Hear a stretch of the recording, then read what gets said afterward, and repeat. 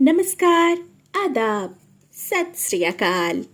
ये है आपकी अपनी कहानियों का चैनल जिसका नाम है कहानियाँ दिल से। ऐसी कहानियाँ जो निकलती है सीधे दिल से और पहुँचती है सीधे दिलों तक।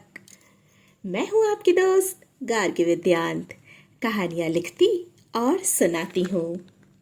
आज आपको सुनाने जा रही हूँ भारत की एक अत्यंत रोचक लोक कथा जिसका नाम है उमा। हमारी आज की लोक कथा देवभूमि की मनोरम वादियों से निकली है। कहते हैं प्राचीन समय में देवभूमि उत्तराखंड के चमोली जिले में एक छोटा सा गांव हुआ करता था जिसका नाम था देवरण डोरा। ये कथा इसी गांव से शुरू होती है। गांव में एक अति प्राचीन शिव मंदिर हुआ करता था। उस मंदिर के पुजारी श्री भवानी दत्त एक बेहद भले इंसान थे। भवानी दत्त की 10 साल की एक बेटी थी जिसका नाम था उमा। अपने नाम की ही तरह छोटी उमा स्वभाव से बेहद ही शांत, समझदार और अपने पिता की ही तरह भोलेनाथ की परम भक्त थी। घाटियों सी गहरी आंखें, हंसे तो दोनों गालों में पड़ने वाले गड्ढों में मानो झील का पानी ठहर जाए। कल कल पल खाती नदी जैसी चंचल और माथे पर तेज ऐसा मानो बर्फ से ढके पर्वतों पर सूर्योदय हो रहा हो। अच्छा बाबा, शिवजी को हम भोलेनाथ क्यों कहते हैं? मंदिर से पूजा करके लौटते हुए एक दिन मासूम उमा ने सवाल किया। उसके इस सवाल का उत्तर देते हुए पंडित भवानी दत्त बोले, क्योंकि शिवजी का मन बच्चों सा मासूम और उनका हृदय बहुत नरम है। बिल्कुल मस्त मौला है हमारे शिवजी। उमा की गोल गोल गहरी आंखों में अपने बाबा का ये उत्तर सुनकर मानो रोशनी आ गई।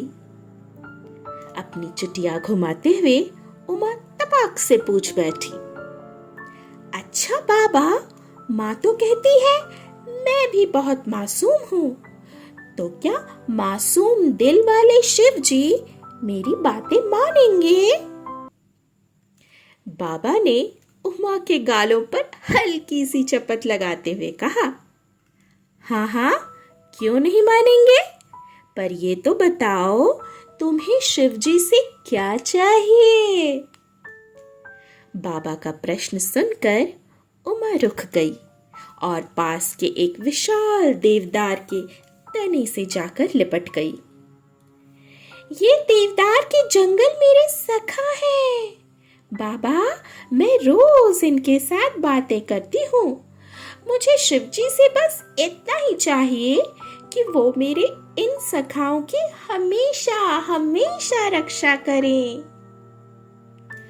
उमा के बाल मन में अपने जंगल के प्रति गहरा प्रेम देखकर पंडित भवानी दत्त की आंखें गर्व से भीग गई। अगले दिन रोज की ही तरह उमा अपने भोले बाबा के माला अर्पित करने के लिए उनके प्रिय मंदार के फूल इकट्ठा कर रही थी। उमा अपने छोटे छोटे हाथों से हल्के बैंगनी और सफेद रंग के गुच्छेदार मंदार के फूल चुन चुन कर पूजा की साजी में रखती जा रही थी। पहाड़ों की चोटियों और घाटियों की गहराइयों को चूमकर आती शीतल हवा उमा के केशों का स्पर्श कर रही थी। अचानक उमा के सामने मंदार की ऊंची झाड़ियां अपने आप झुकने लगी, मानो नन्ही उमा की भक्ति के आगे वे भी नतमस्तक हो रहे हों। इसी तरह उमा रोज फूल चुनती, भोलेनाथ के लिए माला पिरोती, मंदिर की सफाई करती उमा को अपने गांव से, देवदार के हरे भरे जंगलों से, नंदा देवी की बर्फीली चोटियों से, बहते झरनों से और अपने भोलेनाथ से बेहद प्यार था। कभी कभी तो उमा पहाड़ी पर खड़ी होकर जोर से पुकारती, भोलेनाथ, और उसकी आवाज पहाड़ों से टकराकर पूरी घाटी में गुंजित हो उठते। उमा को ऐसा करके बड़ा मजा आता। एक सुबह जब उमा और उसके पिता रोज की तरह पूजा करके जंगल के रास्ते घर वापस लौट रहे थे, अचानक देवदार के जंगल हाथियों के चिंगाड़ की आवाज से थर्रा उठे। जल्दी से उमा और उसके पिता पास की एक झाड़ी में छिप गए। उमा डर के मारे कांपने लगे। पंडित भवानी दत्त ने धीरे से कहा, डरो मत, ये जंगली हाथियों का झुंड लगता है आज देवदार के जंगलों की सैर करने निकले हैं। थोड़ी देर बाद जब हाथियों का झुंड वहां से चला गया, उमा और उसके पिता फिर जंगल की तरफ बढ़ गए। एकाएक उमा चलते चलते एक बड़े से पेड़ के पास जाकर रुक गई। फिर देखते ही देखते वो उस पेड़ के तने से लिपटकर रोने लगी। भवानी दत्त के बहुत पूछने पर लंबी लंबी हिचकियां लेते हुए उमा बोली, देखो ना बाबा, उन हाथियों ने इस देवदार के पेड़ को कितनी चोट पहुंचाई है, कितना दर्द हो रहा है इसे। भवानी दत्त ने गौर से देखा तो पाया जिस पेड़ से उमा लिपटकर रो रही थी, उसके तने का एक बड़ा सा छाल उधड़ा हुआ था। शायद किसी जंगली हाथी द्वारा अपने पीठ खुजलाने से ऐसा हुआ होगा। देवदार के पेड़ों के प्रति उमा का अपार स्नेह देखकर पंडित भवानी दत्त का हृदय करुणा से भर गया।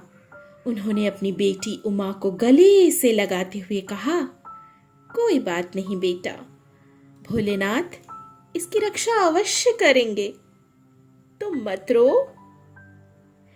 कहते हैं इसी नन्ही उमा ने आगे चलकर हिमालय और मैना देवी की पुत्री उमा के रूप में जन्म लिया था। जब शिव जी का विवाह उमा से हुआ तो हिमालय में उगने वाले इन देवदार वृक्षों को उन्होंने अपने दत्तक पुत्र के रूप में स्वीकार किया, क्योंकि पार्वती जी को ये वृक्ष बेहद प्रिय थे। कहा जाता है शिव पार्वती आज भी इन देवदार वृक्षों से पुत्रवत स्नेह करते हैं। उनकी ममतामयी दृष्टि आज भी देवदार के वृक्षों पर वैसी ही बनी हुई है। हिमालय के जंगलों में स्वयं वनदेवी भी देवदार के इन वृक्षों की रक्षा वनाग्नि अर्थात जंगलों में लगने वाली आग से भी करती हैं। देवदार एक ऐसा वृक्ष जिसके नाम में ही बसते हैं देवों के देव महादेव, और महादेव के हृदय में बसती हैं देवी उमा। बस ये कहानी इतनी ही। अभी आप सुन रहे थे मेरी यानी गार्गी विद्यांत की आवाज में देवभूमि उत्तराखंड की एक प्रचलित लोक कथा उमा।